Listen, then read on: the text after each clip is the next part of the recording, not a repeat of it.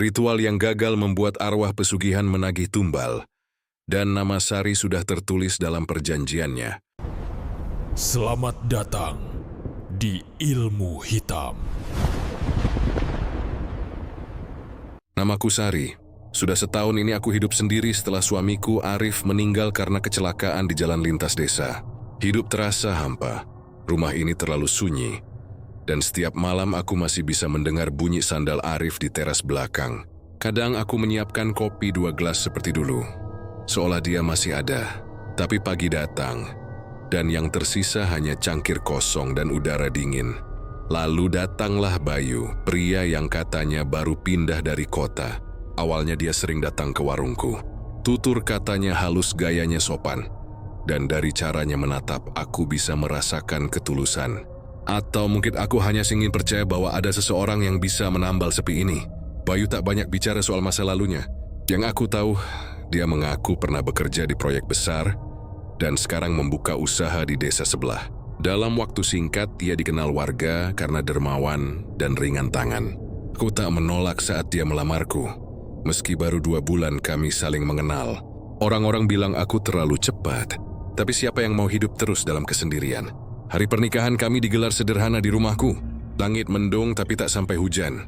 Saat ijab kabul diucapkan, ada hembusan angin lewat di antara pintu, membuat lilin di sudut ruangan bergetar.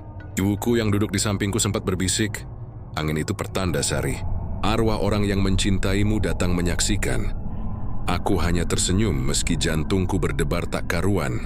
Dalam hati aku tahu siapa yang dimaksud ibu. Malamnya rumah terasa lebih sepi dari biasanya. Tamu-tamu sudah pulang, dan aku duduk di ranjang dengan gaun pengantin yang belum sempat kuganti. Bayu baru saja keluar sebentar. Katanya ingin menyalakan dupa agar rumah wangi. Tapi aroma yang menyusup ke kamar justru bukan bau wangi, melainkan bau gosong yang aneh. Seperti campuran dupa dan darah yang terbakar. Ku hampir memanggilnya, tapi langkahnya terdengar menjauh ke arah belakang rumah. Bukan ke dapur seperti yang kukira. Aku menunggu. 5 menit, 10 menit, lalu suara itu datang. Seperti orang menggali tanah dengan benda berat. "Bayu," panggilku pelan. Tak ada jawaban, hanya suara gesekan cangkul di tanah basah. Aku mencoba keluar, tapi angin malam membuat tubuhku menggigil. Di luar, cahaya bulan menyorot ke arah pohon sawo tua di halaman belakang. Di sanalah suara itu berasal. Aku melihat siluet Bayu berdiri di dekat gundukan tanah, seolah sedang menanam sesuatu. "Aku cuma menanam bunga," katanya tiba-tiba tanpa menoleh, seolah tahu aku sedang mengintip dari balik pintu. Suaranya tenang, tapi dingin sekali. Aku mengangguk pelan dan masuk kembali, berusaha tidak berpikir macam-macam. Tapi dalam benakku, aku tahu itu bukan bunga. Malam pertama kami tak seperti yang kubayangkan. Bayu tak banyak bicara. Yuri Wachisi duduk di tepi ranjang, menatap kosong ke arah jendela. Di luar, bulan separuh menggantung redup. "Sari," katanya pelan, "kalau aku pergi malam-malam jangan pernah keluar rumah. Apapun yang kau dengar biarkan saja. Jangan tanya." Aku mengernyit. "Maksudmu? Pergi kemana?" Dia menatapku lama sekali sebelum akhirnya tersenyum. "Hanya pekerjaan kecil. Aku janji, semuanya untuk masa depan kita." Malam itu aku mencoba tidur, tapi entah kenapa mata ini tak bisa terpejam. Dari jendela, aku melihat sosok Bayu berjalan keluar rumah lagi, dengan membawa kantong kain hitam. Aku hampir memanggil, tapi langkahku terhenti saat mendengar bisikan, lirih sekali seperti berasal dari arah lemari. "Jangan ikut, Sari. Dia bukan manusia yang kau kenal." Aku menatap ke sekeliling. Tak ada siapa-siapa. Hanya gaun pengantinku tergantung di dinding. Bergerak pelan tertiup angin, seperti tangan seseorang yang memberi isyarat. Aku menutup wajah dengan bantal menahan napas. Subuh menjelang, Bayu belum kembali. Baru saat ayam berkokok, aku mendengar pintu depan terbuka pelan. Aku berpura-pura tidur. Kudengar langkahnya pelan mendekat, berhenti di samping ranjang. Ada bau anyir samar yang menempel di udara seperti darah basah. Dia duduk, tangannya menyentuh rambutku lembut. "Aku pulang, Sari," katanya lirih.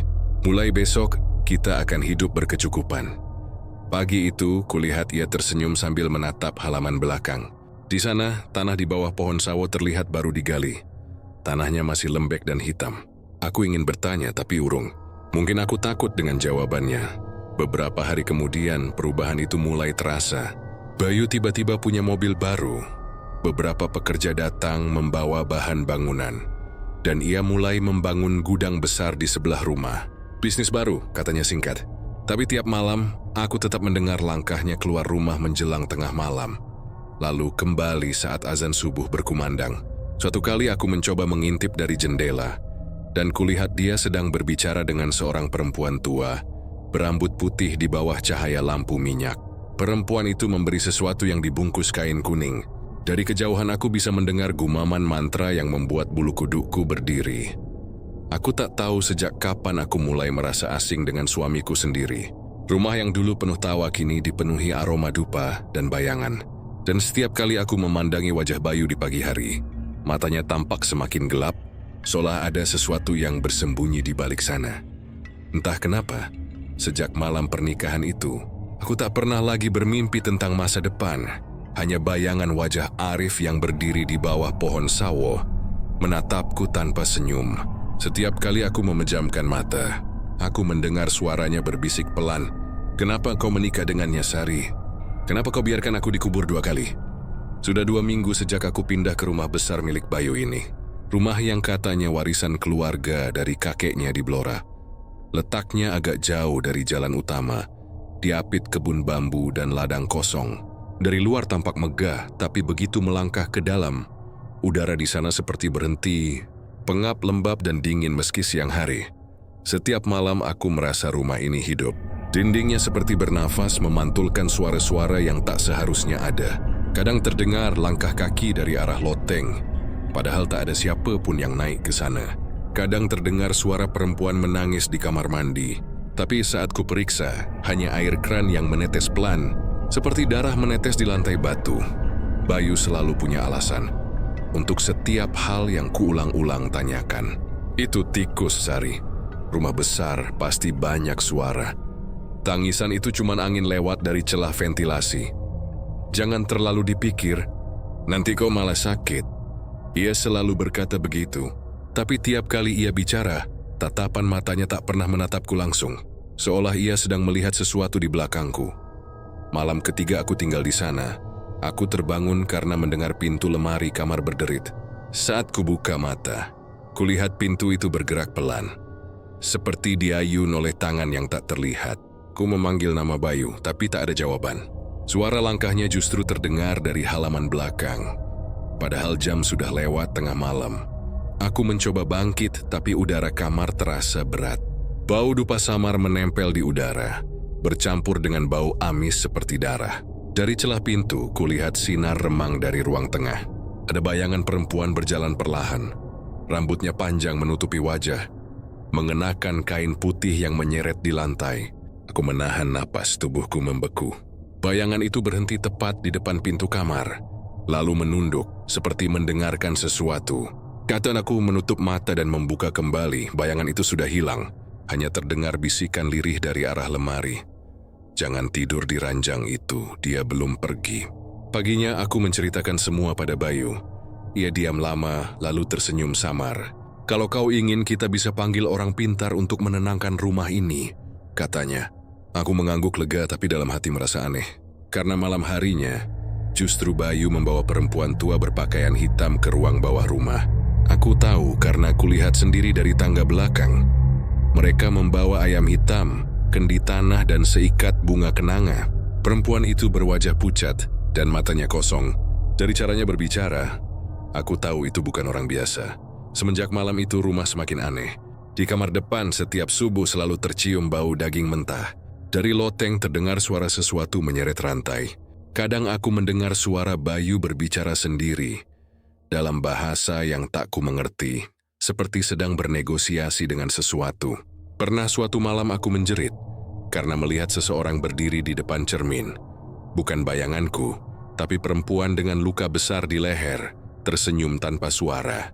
Aku lempar sisir ke arah kaca, tapi bayangan itu tetap menatapku sampai retakan cermin membelah wajahnya jadi 2. Rina, sahabatku sejak SMA, datang berkunjung saat aku mulai pucat dan tak bisa tidur berhari-hari. Ia memandang sekeliling rumah dengan wajah waspada. "Sari, kamu yakin tinggal di sini?" katanya. Aku mengangguk lemah. Bayu bilang semua baik-baik saja. Hanya rumah tua. Rina berjalan ke arah jendela lalu menarik tirainya. Debu tebal jatuh bersamaan dengan bulu-bulu hitam kecil, seperti bulu ayam terbakar. Yuli menatapku lalu berbisik, "Ini bukan rumah biasa." Ku mencium bau pesugihan. Aku menelan ludah. Kata itu membuat bulu kuduku berdiri. Malamnya aku tak bisa tidur. Setiap kali ku pejamkan mata, aku mendengar bisikan memanggil namaku dari berbagai arah. Kadang dari dapur, kadang dari bawah ranjang. "Sorry, turunlah. Dia menunggumu." Saudara itu bukan datang serius, tapi banyak. Seperti datang dari dasar sumur. Ku menutup telinga menangis tanpa suara.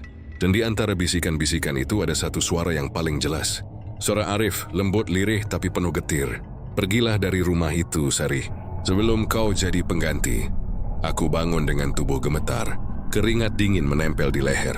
Aku berlari ke halaman belakang, menuju pohon sawo yang dulu kulihat saat malam pernikahan. Di sana, tanahnya kini dipenuhi bunga kenanga layu. Tapi di tengah gundukan itu, ada sesuatu yang aneh. Batu kecil berbentuk wajah manusia, separuh tertanam di tanah. Matanya seperti menatapku. Aku hampir menjerit saat menyadari wajah batu itu mirip sekali dengan Arif. Sejak malam itu, aku mulai menulis semua kejadian ini di buku harian, karena aku takut aku akan lupa. Atau mungkin karena aku ingin meninggalkan jejak jika suatu hari aku menghilang seperti yang lain. Bayu semakin jarang di rumah. Katanya sibuk dengan proyek dan pertemuan. Tapi tiap kali ia pulang, selalu ada bau tanah dan darah menempel di bajunya. Kadang ada sisa lilin hitam di sakunya. Aku tak berani bertanya lagi. Setiap kali aku menatap matanya, aku hanya melihat bayangan gelap di balik pupilnya. Bayangan yang tersenyum kepadaku. Messi Bayu sendiri tidak, rumah ini besar. Tapi aku semakin merasa terkurung di dalamnya. Pintu-pintu berderit sendiri. Lampu sering padam tanpa sebab. Dan setiap malam Jumat Kliwon, udara di ruang tengah menjadi sangat dingin. Dari langit-langit terdengar bunyi tetesan air. Tapi ketika ku coba memeriksa, tak ada air di sana. Hanya noda merah kecoklatan yang menetes ke lantai. Dan malam terakhir di bulan itu, aku mendengar sesuatu yang tak akan pernah kulupakan. Dari arah loteng, suara perempuan tertawa lirih, diikuti oleh suara berat seorang pria. Aku tahu suara itu, suara Bayu. Aku naik perlahan membawa lilin kecil. Di puncak tangga, aku berhenti. Cahaya lilin menari di dinding. Dan di antara celah pintu loteng, aku melihat kaki seseorang menggantung berayon pelan. Tapi yang membuatku hampir pingsan, di bawah kaki itu Bayu berdiri dengan kepala menengadah, menatap mayat itu dengan senyum puas. Aku jatuh tersungkur di anak tangga, lilinku padam. Saat kubuka mata lagi, fajar sudah menyingsing, dan semuanya terasa seperti mimpi buruk. Tapi di leherku ada bekas tangan, dingin, basah, seperti seseorang mencoba menarikku ke tempat yang sama. Sejak hari itu, aku tahu, rumah ini bukan sekadar tempat tinggal. Ia menelan apapun yang masuk ke dalamnya. Dan aku, mungkin hanya tinggal menunggu giliran. Sudah hampir sebulan aku tinggal di rumah itu. Dan setiap malam selalu ada hal baru, yang membuat jantungku berdetak tak karuan. Kadang dari arah kamar mandi terdengar suara seseorang menggosok ubin dengan keras. Padahal aku tak pernah menyuruh siapapun membersihkannya. Kadang bau tanah basah memenuhi dapur, seolah ada yang baru saja dikubur di bawah lantainya. Bayu semakin sering pergi meninggalkanku sendirian dengan rumah yang semakin asing. Pagi itu, saat aku menyapu halaman depan, Pak Lurah Sudirman datang. Lelaki sepuh berpeci hitam itu jarang sekali keluar dari balai desa. Jadi kedatangannya membuatku sedikit gugup. Bayu berdiri lama di depan pagar, menatap ke arah rumah dengan dahi berkerut. "Assalamualaikum, Nduk Sari." Suaranya berat penuh kehati-hatian. Ku buru-buru membuka pintu pagar. "Waalaikumsalam, silakan masuk, Pak." Beliau tak langsung masuk. Tatapannya tetap mengarah ke atap rumahku. "Kau tahu, Nduk, rumah ini dulu pernah kosong bertahun-tahun," katanya pelan. "Bukan karena tak ada yang mau membeli, tapi karena setiap yang menempati selalu pergi sebelum genap 40 hari. Aku menelan ludah. "Pergi? Maksudnya pindah, Pak?" Pak Lurah menggeleng. "Bukan pindah, hilang." Angin berhembus pelan. Bambu di belakang rumah bergoyang, mengeluarkan bunyi gesekan yang menyerupai desahan. Aku mencoba tersenyum sopan, tapi tangan ini gemetar memegang gagang sapu. "Pak Lurah, mungkin hanya kebetulan. Rumah besar pasti banyak cerita. Ia menatapku tajam. Bayu, suamimu itu, dari mana asalnya, Enduk? Aku terdiam. Pertanyaan itu sederhana tapi sulit ku jawab. Aku tak pernah benar-benar tahu. Bayu selalu bercerita sepotong-sepotong seolah ada masa lalu yang ingin dikubur. Pak Lurah menarik napas panjang. 3 bulan lalu, ada laporan dari desa seberang. Seorang pengusaha bernama Bayu tiba-tiba kayak mendadak. Tak lama setelah itu, pekerjanya satu persatu mati aneh. Ada yang ditemukan di sawah, tubuhnya kering seperti dijemur bertahun-tahun. Ada juga yang hilang tanpa jejak. Orang bilang itu pesugihan. Aku menunduk. Kata itu lagi, pesugihan. Jangan-jangan orang yang kau sebut suamimu itu sedang menyiapkan tumbal baru. Lanjutnya pelan. Dan kalau benar, kau tahu siapa tumbalnya? Aku menatapnya tak percaya, tapi kata-kata itu menancap seperti duri di dadaku. Aku mencoba tertawa, tapi suaraku serak. Pak Lurah, Bayu bukan orang jahat. Ia dermawan, suka membantu warga. Terlalu dermawan, potongnya cepat. Orang yang baru datang dan langsung bagi-bagi uang, biasanya bukan tanpa maksud. Sebelum pergi, Pak Lurah sempat menatap ke arah pohon sawo di halaman belakang. Kalau malam ada suara dari sana, katanya, jangan jawab, Enduk. Sekali kau jawab, kau tak akan bisa tidur lagi dengan tenang. Lalu ia melangkah pergi, meninggalkanku dengan 1000 pertanyaan dan dada yang sesak. Hari mulai sore, tapi perasaan tak nyaman itu terus membuntutiku. Aku memandang ke arah pohon sawo yang dimaksud Pak Lurah. Di bawahnya, tanah memang masih tampak baru. Bayu pernah bilang, di sanalah ia menanam bunga, tapi tak ada satu pun tunas yang tumbuh. Hanya ada gundukan kecil dengan batu hitam di tengahnya. Aku beranikan diri mendekat, berjongkok dan menyentuh tanah itu. Dingin sekali, seperti menyentuh tubuh manusia yang baru meninggal. Malamnya, aku mencoba bicara pada Bayu tentang kedatangan Pak Lurah. Katanya rumah ini ada sejarah buruk. Dia dulu banyak yang tinggal, tapi cukup! Suaranya meninggi, matanya merah seketika. Jangan dengarkan omongan orang desa. Mereka cuma iri. Aku terdiam, kaget melihat perubahan wajahnya yang tiba-tiba garang. Tangannya mengepal kuat, urat di lehernya menonjol. Tapi beberapa detik kemudian, ia menarik napas panjang dan kembali tersenyum seolah tak terjadi apa-apa. Maaf Saril, aku hanya lelah. Jangan pikirkan apapun. Fokuslah pada kita, katanya sambil membelai pipiku. Tapi dari dekat aku bisa mencium bau anyir yang sama seperti malam pertama kami menikah. Bau yang tak mungkin hilang dari ingatanku. Setelah Bayu tidur, aku duduk sendirian di ruang tamu. Lampu berkelip pelan, udara semakin dingin. Dari luar, terdengar suara langkah seseorang melewati halaman. Aku mengintip lewat jendela. Tak ada siapapun, tapi dedaunan di bawah pohon sawo bergerak. Seolah ada yang berdiri di sana. Lalu terdengar suara pelan memanggilku, seperti suara Pak Lurah, tapi lebih berat, serak dan basah. Sari, keluar sebentar. Ku ingin bicara. Aku mendekat ke jendela, tapi langkahku berhenti ketika suara itu berubah menjadi tawa. Tawa panjang, serak dan penuh amarah. Aku menutup gorden, berlari ke kamar, dan menemukan Bayu tak lagi di ranjang. Pintu belakang terbuka sedikit, angin berhembus membawa bau kemenyan terbakar. Dari kejauhan terdengar suara ayam menjerit lalu hening. Aku tak tidur malam itu. Menjelang pagi, ku dengar ketukan di pintu depan. 3 kali pelan tapi dalam. Saat ku buka, tak ada siapa-siapa. Hanya tanah basah dan bunga kenanga berserakan di ambang pintu. Hari berikutnya kabar datang ke rumah. Pak Lurah Sudirman ditemukan pingsan di pematang sawah. Tubuhnya gemetar, mulutnya berkomat kamit tak jelas. Buruh Suau Biangawadid spesial melihat sisa dari dunia lain. Saat siuman, satu-satunya kalimat yang ia ucapkan adalah, pohon sawo itu, sejangan didekati. Ada yang belum dikubur dengan tenang.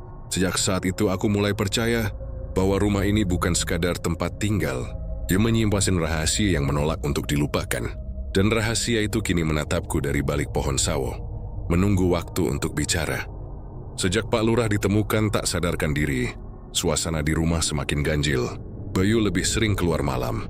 Dan setiap kali ia pulang, aku tahu ada sesuatu yang dibawanya masuk bersama udara dingin itu. Dupa hitam di ruang tengah selalu menyala tanpa aku menyalakan.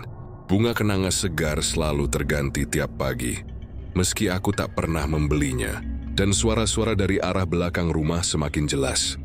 Bukan lagi bisikan, tapi langkah kaki yang berat menyeret seperti tubuh basah yang dipaksa berjalan. Aku mulai tidur di kamar depan, jauh dari jendela yang menghadap ke pohon sawo. Tapi setiap kali aku memejamkan mata, aku tetap bisa mendengar panggilan dari sana. Sari, sini, lihat apa yang ia kubur untukmu. Malam itu, sekitar jam 12 lewat sedikit, aku mendengar suara gerbang berderit. Dari celah gorden, kulihat Bayu datang bersama seorang perempuan tua.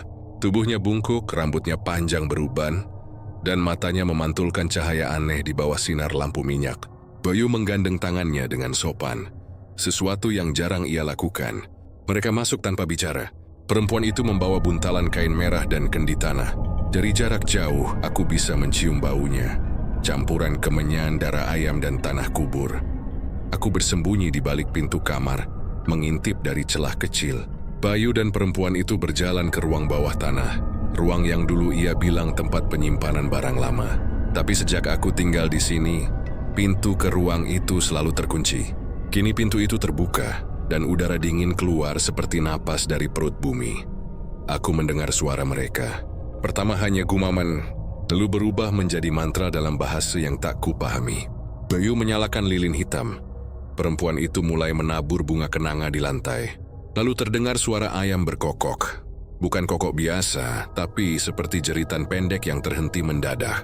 Setelah itu, hening yang panjang dan berat. Aku menahan napas. Tiba-tiba, suara langkah mendekat ke arah tangga. Ku berlari ke tempat tidur, berpura-pura tidur. Tak lama kemudian pintu kamarku berderit. Bayu berdiri di ambang pintu, wajahnya tertutup bayangan. Di tangannya ada kendi tanah yang masih meneteskan cairan gelap. "Tidurlah Sari," katanya pelan. "Mulai malam ini rumah kita akan aman." Lalu ia menutup pintu perlahan, tapi malam itu aku tak tidur. Sekitar pukul 2, aku mendengar suara langkah perempuan di lorong. Lembut tapi teratur, seperti orang berjalan tanpa alas kaki di atas lantai dingin. Aku pikir itu Bayu, tapi dari celah pintu kulihat kain hitam panjang menyeret di lantai. Perempuan tua itu, Embok Sirep. Ia berhenti tepat di depan kamarku. Lalu mengetuk 3 kali, pelan tapi ritmis. Tok, tok, tok. Aku menahan napas. Tak ada suara lain, tapi setelah beberapa detik aku mendengar bisikan dari balik pintu. "Cantik, sekali kulitmu, Nduk. Sayang kalau dibiarkan hidup terlalu lama, tubuhku kaku." Ku ingin berteriak tapi suaraku tercekat di tenggorokan. Ketukan berhenti, langkah itu menjauh, lalu hening kembali. Aku menunggu sampai fajar datang baru berani keluar kamar. Ruang tamu berantakan. Lilin hitam meleleh di lantai, dan di tengah ruang ada mangkuk kecil berisi darah beku, dengan helai rambut hitam melingkar di dalamnya. Rambutku, aku tahu karena di ujungnya masih ada jepit kecil berbentuk bunga yang sering kupakai. Bayu duduk di kursi. Wajahnya tenang seolah tak terjadi apa-apa. "Kau tidak tidur?" tanyanya. Aku hanya menggeleng. "Perempuan itu siapa?" Ia tersenyum kecil. "Namanya Mbok Sirep. Orang yang membantu keluarga kami sejak dulu. Dia tahu cara menjaga rezeki agar tidak putus." "Menjaga atau meminta?" tanyaku spontan. Senyumnya menghilang. "Sari, jangan bicara sembarangan. Kau hanya perlu percaya padaku." Hari-hari berikutnya, kehadiran Embok Sirep menjadi hal biasa. Duyesya datang setiap malam Jumat membawa dupa dan bunga. Kadang membawa ayam hitam di karung. Selalu dengan alasan yang sama, membersihkan energi rumah. Tapi semakin sering ia datang, rumah ini justru makin gelap. Cahaya lampu seolah tak bisa menembus ruang tamu. Kadang jam berhenti berdetak setiap kali ia melangkah masuk. Aku pernah mendengar pembicaraan mereka dari balik pintu. "Akan lebih kuat kalau kau berikan yang kau sayangi, Den Bayu." Suara Mbok Sirep serak seperti angin. "Dia belum siap," jawab Bayu pelan. "Aku masih butuh dia. Kalau begitu, cepatlah. Yang di bawah sudah menagih." Aku menutup mulut, menahan isak. Zaki, aku tahu mereka bicara tentangku. Malam itu aku berdoa sekeras-kerasnya. Tapi doa terasa seperti memantul dari dinding rumah. Tak sampai ke langit. Hari berikutnya, Mbok Sirep datang lagi. Tapi kali ini ia menatapku lama sekali. "Cantik sekali matamu, Nduk Sari," katanya sambil tersenyum. "Kalau nanti kau lihat sesuatu di cermin, jangan kaget. Kadang yang tampak di sana bukan bayanganmu, tapi penunggunya." Aku pura-pura tertawa kecil, padahal lututku gemetar. Ia menepuk pundakku lembut. Dan entah kenapa sentuhannya membuat kulitku dingin, seperti disentuh air sumur. Sejak malam itu, aku mulai bermimpi buruk. Dalam mimpiku, aku berdiri di bawah pohon sawo, dan Bayu menggali tanah sambil tersenyum.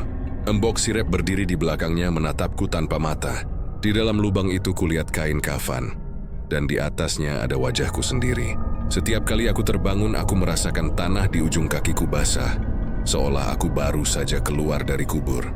Aku tahu sesuatu sedang disiapkan, dan aku tahu aku adalah bagian dari rencana itu. Tapi malam berikutnya saat ritual itu kembali dilakukan, sesuatu berubah. Karena kali ini, seseorang lain ikut datang. Dari arah jendela kamar, aku mencium bau tanah kubur dan wangi bunga melati. Dan di antara bisikan mantra yang dilantunkan Embok Sirep, aku mendengar suara yang sangat kukenal. Suara Arif, suamiku yang sudah mati. Dia berbisik lembut dari balik kaca. Jangan biarkan mereka menyentuhmu, Sari. Waktunya hampir tiba. Sudah 3 malam aku tak bisa tidur. Setiap kali mataku mulai berat, suara-suara itu datang lagi. Langkah pelan di lorong, bisikan dari arah dapur, dan suara ketukan di jendela seperti orang yang ingin masuk tapi takut disambut. Bayu jarang di rumah. Katanya urusan bisnis, tapi aku tahu kemana ia pergi. Ke rumah Embok Sirep, atau ke tempat-tempat gelap di tepi sungai, di mana orang-orang menunggu dengan kepala tertunduk dan mata memerah. Malam ini aku lelah, terlalu lelah untuk takut. Aku berbaring dengan tubuh gemetar, menatap langit-langit kamar yang menghitam oleh asap dupa. Entah sejak kapan, aroma kemenyan di rumah ini tak pernah hilang. Seolah udara pun kini dipenuhi doa-doa yang tak pernah dikabulkan. Lalu aku tertidur, dan disitulah semuanya dimulai. Aku bermimpi berada di halaman rumah lamaku di desa. Di bawah pohon jambu tempat aku dan Arif dulu sering duduk sore-sore. Angin berhembus pelan, membawa bau tanah basah dan suara jangkrik. Semuanya terasa begitu nyata, terlalu nyata untuk sebuah mimpi. Lalu dari arah sumur aku melihat sosok berjalan mendekat. Tubuhnya tegap, bajunya kusam, wajahnya pucat tapi senyumnya. Ya Tuhan, aku hampir menangis melihatnya. Arif. Suaraku pecah, ia tersenyum menatapku lama. Ternyata kau masih cantik, Sari, katanya pelan. Tapi matamu sudah berubah. Ada sesuatu di sana. Aku berlari memeluknya, tapi tubuhnya dingin, kaku seperti batu. Aku rindu, bisikku. Ia membalas pelukanku, tapi dengan suara yang nyaris berbisik ia berkata, "Kau harus pergi dari rumah itu." Aku melepaskannya, menatapnya bingung. Kenapa? Aku tak punya tempat lain. Rumah itu bukan rumah, itu kandang untuk roh. Dan sebentar lagi, mereka akan menaruh namamu di antara mereka. Aku tertegun. Siapa mereka? Bayu dan perempuan tua itu. Mereka sudah menulis janjinya di tanah, tapi mereka belum menebusnya. Dan kau, Sari, kau adalah tebusannya. Aku menutup telinga. Jangan bicara begitu, Arif. Bayu suamiku sekarang. Dia tidak sejahat itu. Arif tersenyum miris. Ya, aku juga dulu berpikir begitu tentang dunia ini. Sampai aku mati di malam yang sama ketika uang datang tanpa sebab. Aku menatapnya kaget. Kau mati karena... Ia mengangguk. Pesugihan Sari sama seperti dia. Hening panjang memeluk kami. Dari arah sumur muncul bayangan hitam tinggi. Tubuhnya kurus, matanya merah membara. Suaranya berat seperti batu yang digesek. Waktumu hampir habis, Sari. Nama itu sudah tertulis di bawah tiang ruang tamu. Aku berbalik, tapi Arif memegang tanganku erat. Dengar aku baik-baik, katanya cepat. Pergi sebelum bulan purnama. Buka lantai di bawah meja makan. Di sana kau akan tahu apa yang sebenarnya mereka sembunyikan. Tapi jangan lakukan itu sendirian. Siapa yang bisa menolongku? Tanyaku dengan suara gemetar. Cari Pak Lurah, dia tahu. Tapi hati-hati, ada mata yang selalu mengintai. Tiba-tiba bumi di bawahku retak. Tanah terbuka. Dan dari dalamnya keluar tangan-tangan hitam yang mencoba menarik Arif ke bawah. Aku menjerit, berusaha menahan tangannya. Tapi kulitnya mulai retak, mengelupas seperti tanah kering. Sari, jangan menangis, katanya tenang. Aku sudah mati, tapi kau masih punya waktu. Gunakan malam ini untuk percaya pada firasatmu. Lalu tubuhnya hilang, terseret ke dalam tanah. Aku terbangun dengan napas memburu. Seluruh tubuhku basah oleh keringat. Tapi hal yang membuatku gemetar bukan mimpi itu, melainkan lumpur yang menempel di ujung jariku. Benar-benar lumpur, lembab, berbau tanah basah seperti dari luar rumah. Aku menatap jam, pukul 3 lewat sedikit. Ku buka pintu kamar perlahan. Lorong tampak gelap, tapi samar-samar aku melihat bekas jejak kaki basah. menuju arah ruang makan. Aku mengikuti pelan, menahan napas. Di bawah meja makan, lantai kayu tampak sedikit terangkat seperti pernah dibuka. Aku jongkok menyentuhnya. Kayunya longgar. Kupaksakan ujung jariku, dan lantai itu terbuka sedikit. Bau busuk langsung menyambar. Di dalamnya kulihat sesuatu yang membuat seluruh tubuhku bergetar. Segumpal kain kafan masih lembab, dan di atasnya ada foto pernikahanku dengan Bayu, setengah terbakar, dengan tanda darah di sudutnya. Aku mundur ketakutan. Suara langkah terdengar dari belakangku. "Sedang apa, Sari?" Suara itu berat, pelan, tapi menusuk. Bayu berdiri di ambang pintu ruang makan. Aku menelan ludah. Sudah kubilang jangan sentuh apapun di rumah ini. Matanya merah, tapi bukan karena marah. Lebih seperti mata orang yang tak tidur selama berminggu-minggu. Dia melangkah mendekat, dan aku bisa mencium bau dupa di tubuhnya. "Bayu, aku bermimpi tentang Arif," kataku pelan. Dia bilang rumah ini diam. Ia mendekat menatapku tajam. "Kalau kau masih ingin hidup, jangan sebut nama itu di rumah ini." Tangannya bergetar. Aku bisa melihat urat di lehernya menegang. Lalu tiba-tiba ia menarikku ke pelukannya. "Aku melakukan semua ini untuk kita, Sari. Untuk hidup yang lebih baik, untukmu." Tapi dalam pelukan itu aku hanya merasakan dingin, seperti memeluk seseorang yang tak punya jiwa. Malam itu, setelah Bayu tidur, aku duduk di kamar sendirian. Aku menatap cermin di depanku, dan seperti kata Mbok Sirep dulu, bayangan di cermin itu mulai berubah. Bukan aku yang kulihat, melainkan wajah Arif, menatapku dengan mata penuh luka. Ia membuka mulutnya, tapi yang keluar bukan suara, melainkan darah yang menetes perlahan di permukaan kaca. Dan di sana, di antara tetesan itu, aku membaca sesuatu yang tertulis dengan darah. "Dia akan menebusku denganmu." Aku terdiam lama.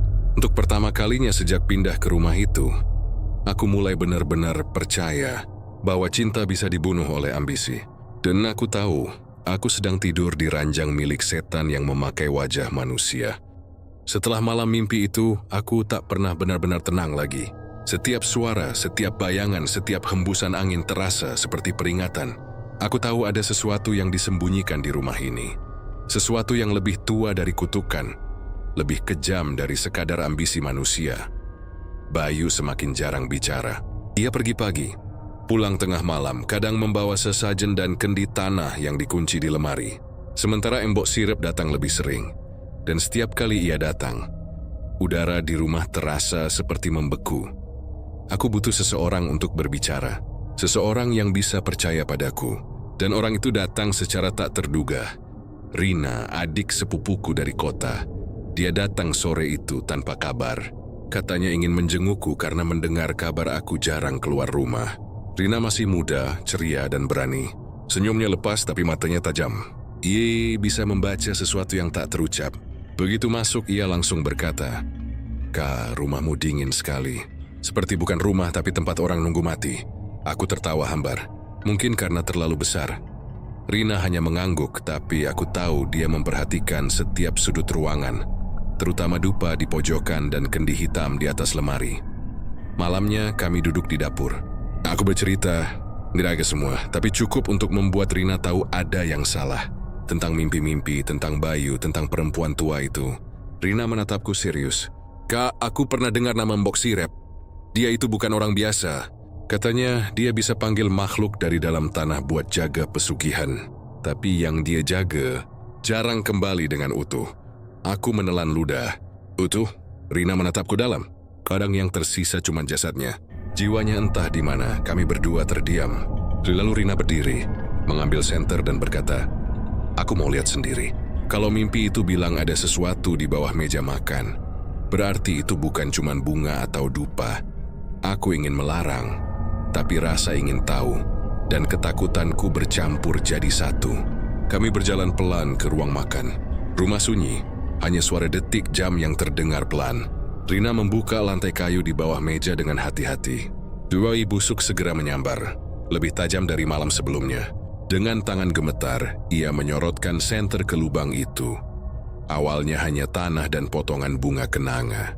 Tapi di kedalaman sekitar setengah meter, sesuatu memantulkan cahaya. Rina mengulurkan tangan, menarik keluar sebuah benda kecil. Sepotong boneka jerami dengan wajah dilukis darah kering. Di dada boneka itu tertancap paku berkarat, dan di lehernya tergantung kalungku sendiri. Aku mundur. Itu milikku.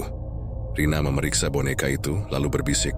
Ini boneka tumbalkah? Yang punya ini biasanya sudah dikirimkan jiwanya. Aku hampir pingsan mendengarnya. Jadi maksudmu aku? Belum, tapi sebentar lagi. Tiba-tiba suara langkah terdengar dari arah tangga, berat dan teratur. Bayu. Rina cepat-cepat menyembunyikan boneka itu di dalam tasnya dan menutup kembali lantai. Bayu muncul di ambang pintu, wajahnya gelap, matanya merah. Kalian ngapain malam-malam di sini? Rina tersenyum canggung. Cuma cari air, Mas, haus. Bayu memandangi kami lama. Kalian tidur saja. Malam ini, jangan kemana-mana. Begitu ia pergi, Rina berbisik cepat. Kita harus bakar ini, kah? Sebelum malam berganti, aku mengangguk, tapi entah kenapa tubuhku lemas. Suara Arif seperti bergema di kepalaku. Jangan lakukan itu sendirian. Kami pergi ke halaman belakang. Rina menyalakan korek, membakar boneka itu di atas tanah. Tapi begitu api menyentuh jerami, suara aneh keluar. Seperti seseorang menjerit dari dalam perut bumi. Api itu bukan padam tapi malah berubah warna. Dari merah menjadi biru, lalu hitam. Bau daging terbakar memenuhi udara. Dan di tengah api itu muncul sesuatu, wajah Bayu. Bukan Bayu yang ku kenal, tapi wajahnya dalam bentuk yang mengerikan. Mata bolong, lidah panjang, dan darah menetes dari bibirnya. Rina teriak dan melempar boneka itu jauh-jauh. Tapi api justru merayap di tanah menuju arah rumah. Aku berlari berusaha memadamkan api dengan tanah, tapi semakin aku berusaha api itu makin membesar. Dalam kepanikan kami melihat sosok perempuan di jendela ruang tamu, Embok Sirep. Ia tersenyum, dan dari bibirnya yang menghitam keluar suara parau. Siapa yang berani membakar perjanjian? Api itu padam seketika. Tapi tanah di bawah tempat boneka itu dibakar berubah jadi hitam legam. Rina menatapku. Kak, kita harus pergi dari sini malam ini juga. Aku mengangguk tapi langkahku tertahan ketika mendengar suara dari arah belakang rumah. Langkah Bayu. Rina menatapku panik. Mas Bayu nggak mungkin keluar, Kak. Tadi aku lihat dia di kamar. Kami berdua menatap arah suara itu. Langkah semakin dekat, lalu muncul Bayu. Tapi bukan dari rumah, melainkan dari kebun belakang. Bajunya sobek, mukanya penuh tanah, dan matanya kosong. Rina, katanya dengan suara serap, kau memegang sesuatu yang bukan milikmu. Ia menatap tas Rina. Aku berdiri di depannya, mencoba menahan. Bayu, jangan. Itu cuma boneka. Ili tersenyum miring. Bukan boneka, Sari, itu janji. Dan sekarang janji itu sudah rusak. Tiba-tiba angin kencang berhembus. Lampu di rumah padam. Rina menarik tanganku, berlari masuk ke kamar. Kami bersembunyi di balik lemari, mendengar langkah kaki Bayu yang berat menyusul dari luar. Rina menggenggam tanganku erat. Kak, kalau aku nggak selamat tolong bilang ke orang-orang, Embok Sirep bukan manusia. Aku ingin menjawab, tapi sebelum sempat bicara, sesuatu menghantam pintu kamar. Suara itu keras. Sesuatu mencoba masuk. Dan di antara celah pintu, aku bisa melihat mata merah menyala menatap kami. Bukan hanya satu pasang, tapi banyak. Seperti ada belasan makhluk berdiri di luar sana. Malam itu, aku sadar satu hal. Benda laknat yang ditemukan Rina bukan sekadar alat pesugihan. Itu adalah kunci pembuka pintu antara dunia manusia dan dunia mereka. Dan pintu itu sudah terbuka. Malam setelah Rina menemukan boneka itu, dunia seakan tak lagi punya arah. Langit gelap tanpa bintang. Udara pekat seperti asap dupa yang tak mau hilang. Dan dari dalam tanah, aku mulai mendengar sesuatu bergetar. Bukan suara bumi tapi suara napas. Napas dari sesuatu yang selama ini dikurung dan kini menunggu ditebus. Bayu tidak pulang hingga larut malam. Ketika ia akhirnya datang, matanya bengkak, wajahnya pucat. Tapi di bibirnya ada senyum aneh. Senyum yang tidak ku kenal. Ia duduk di ruang tamu, menatap dupa yang masih menyala. Aku sudah bicara dengan Embok Sirep, katanya pelan. Dia marah besar. Kau dan adikmu sudah membuka perjanjian. Aku diam, tak tahu harus berkata apa. Bayu menatapku. Kau tahu, Sari, ada harga yang harus dibayar kalau seseorang menolak takdir. Dan malam ini, aku akan menebusnya. Aku ingin lari, tapi tubuhku terasa berat. Setiap kali aku mencoba berdiri, seperti ada tangan tak kasat mata yang menarikku kembali ke kursi. Bayu bangkit. mengambil kendi tanah dari lemari lalu menaruhnya di meja tengah. Kendi itu retak, tapi dari celahnya keluar asap tipis berwarna merah. Ia menatapku, lembut tapi mengerikan. Kalau kau mencintaiku, jangan takut. Ini hanya sementara. Setelah upacara ini selesai, kita akan hidup bahagia. Selamanya, selamanya. Kata itu terasa menampar. Aku tahu arti selamanya di dunia Bayu bukan berarti hidup panjang, tapi hidup yang berhenti di antara dua dunia. Tak lama kemudian Embok Sirip datang. Langkahnya pelan tapi menimbulkan suara seperti pasir diseret di lantai. Ia membawa 2 kendi lagi dan seikat bunga kenanga yang sudah layu. Di belakangnya 4 orang laki-laki berpakaian hitam masuk tanpa bicara. Mereka menunduk seolah sedang membawa jenazah. Tapi yang mereka bawa bukan tubuh manusia, melainkan peti kayu kecil berlumur tanah basah. Bayu memberi isyarat, taruh di tengah. Mereka menaruh peti itu di lantai ruang tamu. Lalu lilin hitam dinyalakan di 4 sudut ruangan. Bau amis darah memenuhi udara. Embok Sirip mulai membaca mantra. Suaranya serak dan bergetar, tapi setiap kata terasa seperti menggores udara. Aku tak bisa menutup telinga. Kata-katanya seperti merayap masuk ke kepala, menggigit jiwaku perlahan. Tanah sudah terbuka, laut sudah diam, darah sudah mengalir. Sekarang yang diminta harus datang. Aku berusaha berteriak, tapi suaraku tak keluar. Dari dalam peti terdengar suara ketukan pelan. Sekali, 2 kali, lalu 3 kali. Peti itu bergoyang. Rina yang bersembunyi di dapur berlari ke arahku. Dia menarik tanganku, tapi Bayu berdiri di antara kami. "Jangan ganggu, Rina," katanya pelan tapi tegas. "Ini bukan urusanmu." Rina menatapnya marah. "Kau gila. Kau mau menjadikan kakakku tumbal pesugihanmu." Bayu tersenyum. "Kau tak mengerti. Aku tidak menjadikannya tumbal. Aku menyelamatkannya. Kalau aku tidak menebus malam ini, arwah yang dulu membantuku akan mengambil semuanya, termasuk dia. Jadi lebih baik aku menyerahkannya dengan caraku sendiri." Embok Sirip menatap Bayu puas. "Cepat, Den.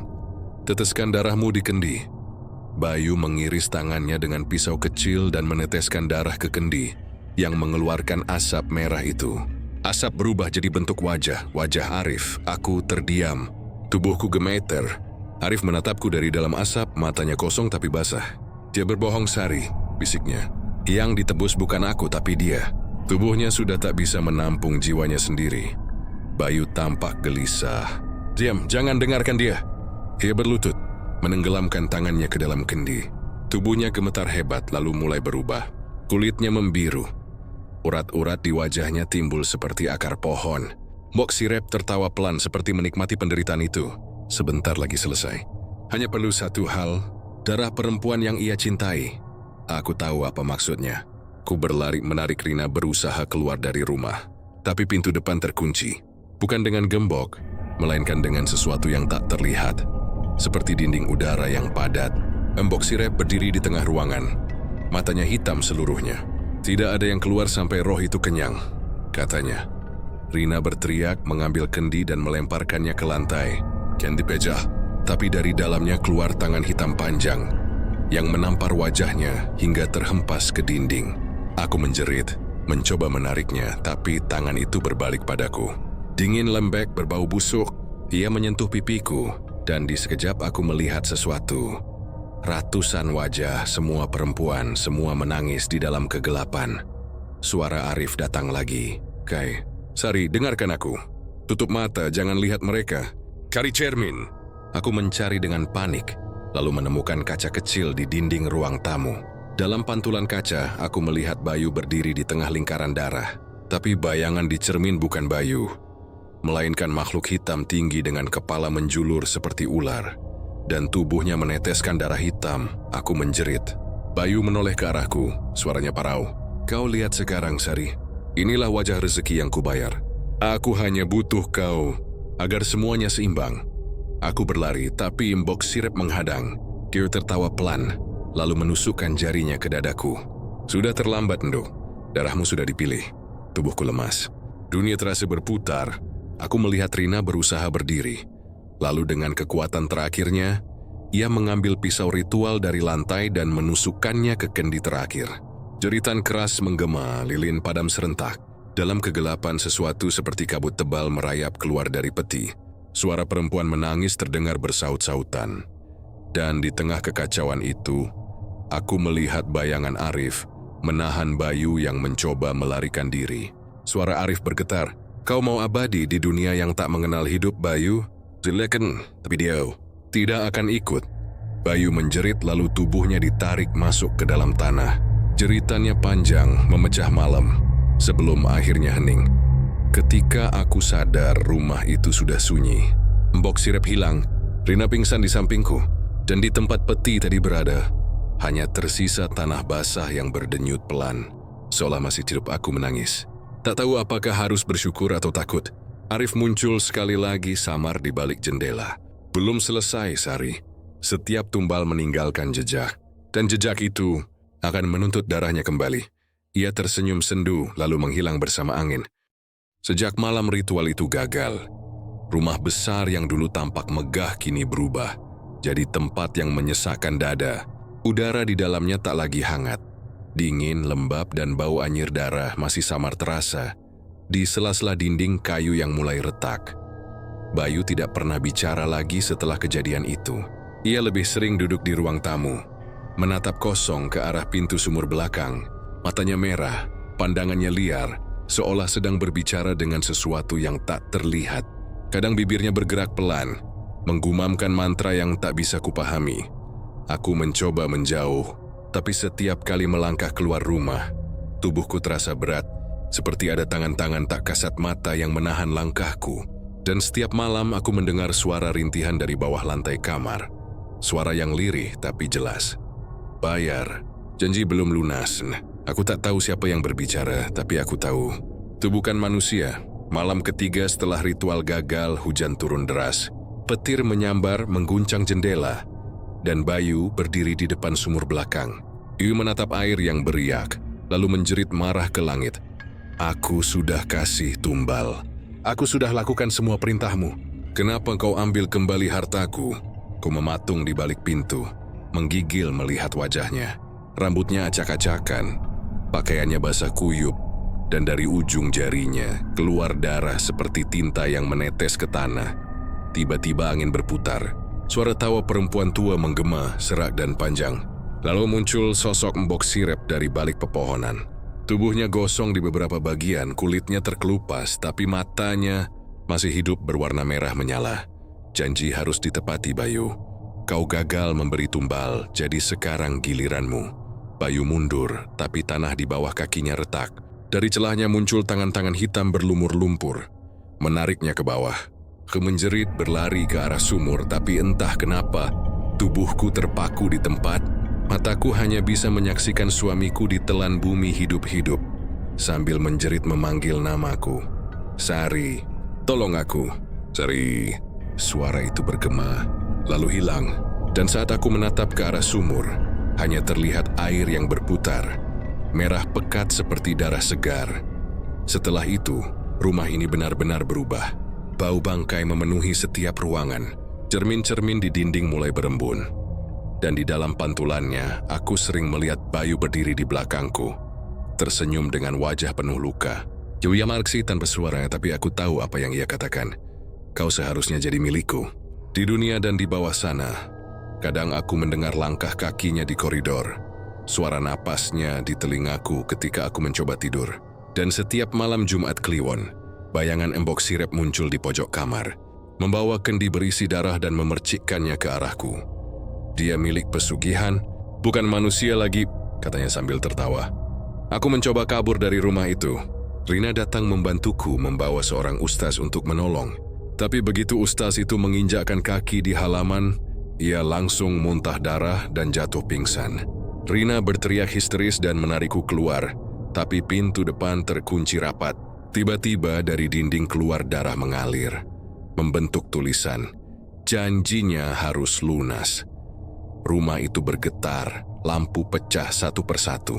Bayangan besar muncul dari sumur, menyerupai makhluk tinggi berjubah hitam. Wajahnya tanpa mata, hanya mulut besar yang terbuka lebar. Dari dalam mulut itu terdengar suara jeritan orang-orang yang pernah dijadikan tumbal.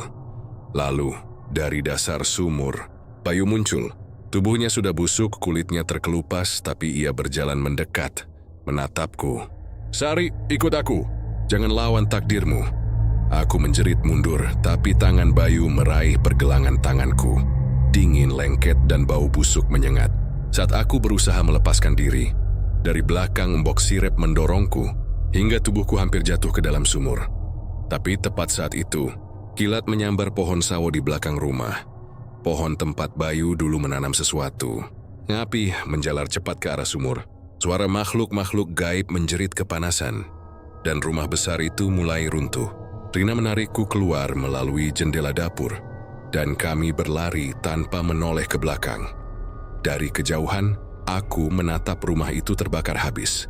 Namun sebelum atapnya runtuh, aku sempat melihat sosok Bayu berdiri di jendela lantai 2. Dia tersenyum, senyum panjang dan dingin, seolah bangga bahwa janjinya akhirnya lunas. Meski dengan kehancuran kini, rumah itu hanya puing. Orang-orang desa tak berani mendekat. Mereka bilang, setiap malam Jumat Kliwon dari arah reruntuhan itu terdengar suara gamelan dan tawa embok sirep. Dan di sumur yang tersisa di belakangnya, kadang muncul bayangan wajah laki-laki, menatap langit, seolah menunggu giliran tumbal berikutnya. Aku tak tahu apa yang masih mengikatku dengan tempat itu. Tapi kadang saat malam tiba dan aku terjaga, aku masih mendengar suara Bayu memanggil dari kejauhan. Lembut, namun penuh ancaman. "Sari, hutang pesugihan tak pernah bisa lunas dengan api." Dan setiap kali aku mendengarnya, dada ini sesak. Karena aku tahu, meski rumah itu sudah hangus, kutukan pesugihan belum berakhir. Kau bisa membakar rumah, tapi tidak bisa membakar perjanjian yang dibuat dengan darah. Sudah 3 bulan berlalu sejak malam itu. Malam di mana rumah besar itu terbakar, habis bersama semua rahasia yang dikandungnya. Tapi bagiku, waktu seolah berhenti di sana. Api memang memakan dinding, atap, dan semua isinya. Tapi tidak pernah bisa memadamkan bayangan yang tertanam di kepalaku. Aku sekarang tinggal di rumah kecil, di pinggir desa, rumah peninggalan orang tuaku, yang dulu tak pernah kupedulikan. Orang-orang memanggilku Bu Sari, tapi dengan nada hati-hati. Mereka masih menatapku seperti melihat hantu yang belum selesai urusannya dengan dunia. Dan mungkin mereka tidak sepenuhnya salah. Setiap pagi aku menyapu halaman, menjemur pakaian, dan mencoba tersenyum seperti orang normal. Tapi kadang saat aku menunduk, aku bisa melihat bayangan lain ikut bergerak di bawah kakiku. Bukan milikku, tapi milik seseorang yang seharusnya sudah mati. Rina sering datang menjenguk, membawa makanan dan mencoba menghiburku. "Semua sudah berakhir, Sar," katanya pelan. "Kau sudah selamat." Lupakan saja, aku hanya tersenyum kecil. Tapi di dalam hati, aku tahu tidak ada yang benar-benar selesai dari perkara pesugihan. Malam-malamku tetap dihantui bisikan yang sama.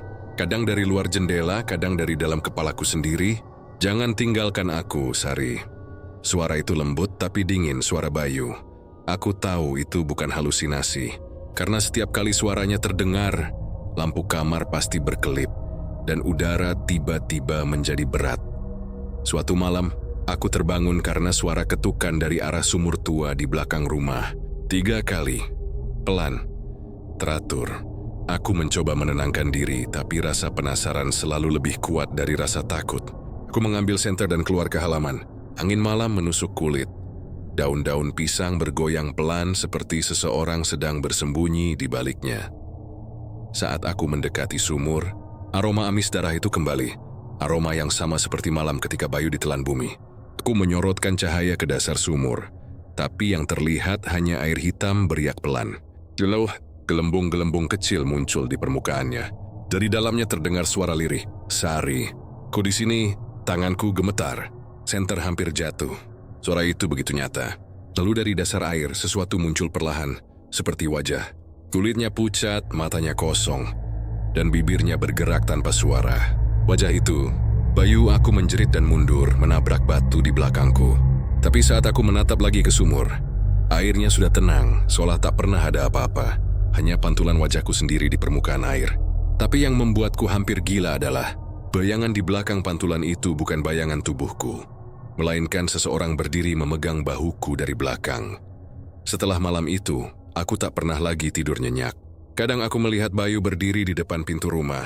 Basah kuyup memanggilku untuk ikut. Kadang aku mendengar tawa mbok sirep dari belakang lemari, seperti mengejekku yang masih hidup, tapi kehilangan kewarasan. Orang-orang mulai menjauh. Anak-anak desa menakut-nakuti satu sama lain dengan kisahku. Mereka bilang, kalau lewat rumahku saat malam, akan terdengar suara perempuan berbicara sendiri di teras sambil menatap sumur. Dan kalau kau berani menatap matanya, kau akan melihat wajah laki-laki lain di dalam pupilnya. Suatu sore, Pak Lurah datang menemuiku. Yuri Lamar di depan pintu sebelum berani mengetuk. Bu Sari, rumah bekas Pak Bayu itu, kadang terlihat ada cahaya dari dalamnya. Warga takut. Mereka minta izin untuk meratakannya. Aku terdiam lama. Cahaya dari rumah yang sudah jadi abu. Mungkin mereka melihat yang sama seperti aku rasakan setiap malam. Api pesugihan itu belum padam. Aku hanya menjawab pelan, "Biarkan saja, Pak. Kalau memang masih ada cahaya, berarti dia belum selesai menagih." Pak Lurah menatapku aneh, lalu pamit tanpa banyak bicara. Sejak itu tak ada lagi yang berani lewat depan rumahku. Malam ini, aku menulis semuanya di buku catatan tua. Entah untuk apa. Mungkin supaya kalau suatu hari aku menghilang, orang tahu apa yang sebenarnya terjadi. Aku menulis sambil menatap lilin di meja. Nyala apinya menari pelan, seolah mengikuti irama napasku. Tapi di sela-sela nyala itu, aku melihat bayangan lain di dinding. Tinggi, kurus, rambutnya panjang. Bayu, aku berhenti menulis. Tanganku gemeter, lilin bergoyang, nyalanya hampir padam. Lalu ku dengar lagi suara itu. Suara yang dulu membuatku jatuh cinta, kini terdengar seperti doa kematian. Kau tak perlu takut lagi, Sari. Sekarang giliranmu menemaniku. Aku ingin berteriak tapi tenggorokanku terkunci. Udara di ruangan berubah dingin. Lilin padam sepenuhnya. Dan dalam gelap itu aku merasa ada seseorang yang duduk di sampingku. Tangannya dingin menyentuh wajahku. Lalu suara itu berbisik tepat di telingaku. Akhirnya, lunas sudah. Esok paginya Rina datang membawa makanan. Pintu rumahku terbuka, tapi tidak ada siapa-siapa di dalam. Hanya buku catatan di meja, terbuka di halaman terakhir. Tulisan di sana berhenti di tengah kalimat, tintanya meluber seperti ditulis terburu-buru. Bayu, jangan tarik aku ke dalam su. Setelah itu, tinta berubah jadi noda merah yang menetes ke lantai. Dan di bawah meja, ada jejak kaki basah yang menuju ke arah sumur belakang. Jejak itu hanya satu pasang, lalu berhenti di tepi lubang. Malam itu, warga desa bersumpah mendengar suara perempuan tertawa dari arah sumur tua. Lembut, lalu berubah jadi jeritan panjang. Dan sejak saat itu, tak ada lagi yang berani menyebut nama Sari di desa itu. Mereka hanya menyebutnya dengan satu nama, dengan suara berbisik, takut kalau dipanggilnya akan datang.